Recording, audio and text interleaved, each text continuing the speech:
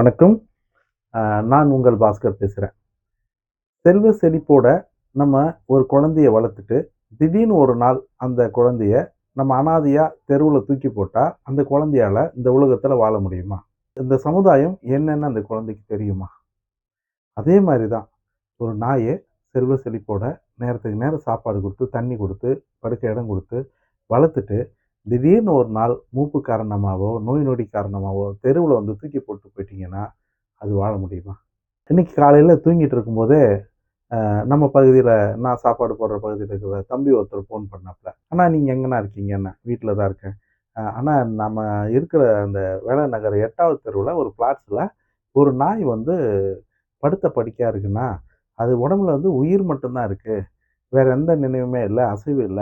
நீங்க வந்தீங்கன்னா அத கொஞ்சம் பார்க்கலாம்ண்ணா. அது என்ன பண்ணலான்னு பார்க்கலாம். கொஞ்சம் வர முடியுமாண்ணா?" அப்படின்னேன்.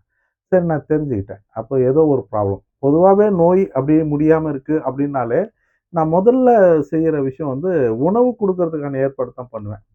அ இப்போ என் வீட்ல வந்து நான் நாய்களுக்கு 200 நாய்களுக்கு சாப்பாடு போடுறத தாண்டி, அ 24 மணி நேரமும் என்னோட அடுப்புல இதுல வந்து ஒரு விஷயம் இருக்கும். பால் இருந்துகிட்டே இருக்கும் வீட்ல. குழந்தைங்க இருக்கிற வீட்ல எப்படி பால் இருக்குமோ, அதே மாரி என் வீட்ல எந்த நேரமுமே பால் வச்சிருப்பேன். 24 மணி நேரமும். அதே மாரி ஈரல் வச்சிருப்பேன். ஈரல் வந்து வச்சிருப்பேன். ஏன்னா, எந்த நேரமும் நாய்களுக்கு உடம்பு முடியாம போகும். முதல் வைத்தியம் அவங்களுக்கு சாப்பாடு தான். நீங்க ஆஸ்பத்திரிகள்ல எல்லாம் போய் பார்த்தீங்கன்னா கூட, நல்ல பெரிய ஆஸ்பத்திரிகள்ல ஒரு டப்பாவுல வந்து ஈரல் வச்சிருப்பாங்க. ஒரு நாய் வந்து வைத்தியத்துக்கு வரும்போது, அந்த நாய்க்கு முதல்ல ஈரல் குடுத்து பார்ப்பாங்க. ஏன் அது ஈரல் குடுத்து பார்க்குறாங்கன்னா, அந்த ஈரலை அது விரும்பி சாப்பிட்டுச்சுன்னா, அது சாப்பிடுற நிலையில இருக்குது. சாப்பிடுற நிலையில இருக்கிற எந்த உயிரினத்தையும் காப்பாத்த முடியும்.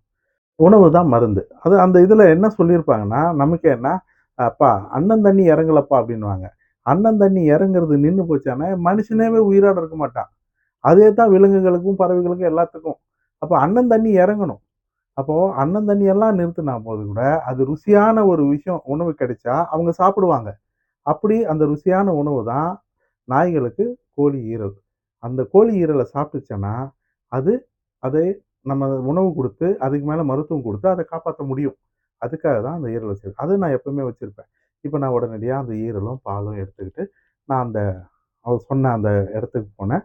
அங்க போய் பார்த்தோம்னா, எந்த ஒரு அசைவு இல்லாம ஒரு நாய் படுத்திருக்கு. அது வீட்ல வளர்த்த நாய். வயசு மூப்பு காரணமாவும், அதோட தோல் நோய் காரணமாவும் அத வந்து தெருவுல விட்டுருக்காங்க. அது எங்கருந்து வந்துச்சோ தெரியல. இந்த ஏரியாவுக்குள்ள இருக்கிற நாய் அது இல்ல. அப்போ ஏதோ வந்து அங்க நடக்க முடியாம விழுந்துருச்சு. மயங்கி விழுந்துருச்சு. அப்போ நான் அந்த ஈரல எடுத்துட்டு போய் பக்கத்துல வச்சேன். அது சாப்பிடுமான்னு நம்பிக்கை இல்ல. ஆனா, அது அந்த ஈரல் படுத்துக்கிட்டே கொஞ்சம் கொஞ்சமா சாப்பிட ஆரம்பிச்சுச்சு. அந்த ஈரல் மொத்தத்தையும் சாப்பிட்டுடுச்சு. சாப்பிட்ட பிறகு ஒரு பெரிய ஒரு 1/2 லிட்டர் பால் அளவுக்கு அதுல நான் ஊத்துனேன். அவ்ளோ பாலும் குடிச்சிருச்சு. குடிச்சிட்ட உடனே, அது சரி இருக்கட்டும். அது பசியில தான் இருக்கு. அப்படின்னு நான் சொன்னா, நம்பவே முடியாத ஆச்சரியம். அது எழுந்து நின்னுடுச்சு. அப்போ யோசிச்சு பாருங்களேன். பசி அது எவ்வளோ தொலைவு பாடாப்படுத்தி, பசி மயக்கத்துல ஒரு இடத்துல வந்து விழுந்திருக்கு. அதுல அந்த வீட்டுக்கு அந்த பிளாட்ஸ்காரங்களுக்கு நான் நன்றி சொல்லணும். பசி மயக்கத்துல விழுந்த நாய அடிச்சு விரட்டாம, தூக்கி போடாம, அந்த இடத்துல நம்மள கூப்பிட்டு வச்சு பார்க்க சொன்ன அந்த பிளாட்ஸ்காரங்களுக்கு ஒரு நன்றி சொல்லணும். அப்போ பசின்றது ரொம்ப, ரொம்ப, ரொம்ப கொடுமையானது. இப்போ ஒரு விஷயம் என்னன்னா, முக்கியமான விஷயத்த நான் பதிவு பண்ணணும்.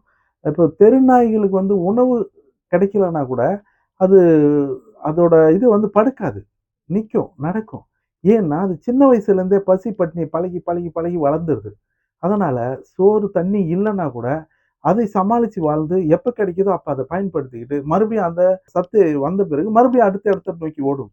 இது தெரு நாய்களுக்கு பழக்கப்பட்ட ஒரு விஷயம். ஆனா, வீட்ல வளர்த்த நாய்களுக்கு அது எந்த பழக்கமும் இருக்காது. ஏன்னா நேரத்துக்கு நேரத்துக்கு சாப்பாடு குடுக்குறீங்க, தண்ணி குடுக்குறீங்க, நிழல்ல படுக்க வச்சிருக்கீங்க. அதெல்லாம் பழகிட்ட பிறகு 2 நேரம் சேர்ந்தாப்புல சாப்பாடு இல்லன்னா கூட, இதே மாரி தான் மயங்கி விழுந்துரும். அவங்களால வாழ முடியாது. தயவு செஞ்சு இந்த வீட்ல வளர்க்குற நாய தெருவுல விடாதீங்க. முடிஞ்சா கடைசி வரைக்கும் காப்பாத்த முடியும்னா மட்டும் இந்த மாரி நாய்க்குட்டிகள தத்து எடுங்க. நாய்கள வளருங்க. நம்ம அ இவங்களுக்கு வந்து ரொம்ப, ரொம்ப, ரொம்ப கஷ்டமான சூழ்நிலை அவங்களுக்கு. தயவு செஞ்சு அவங்கள விடாதீங்க. அதே மாரி இந்த நாய வளர்க்க விரும்புறவங்க, கொஞ்சம் நாட்டு நாய் எடுங்க. நாட்டு நாய்க்கு ஆதரவு குடுங்க.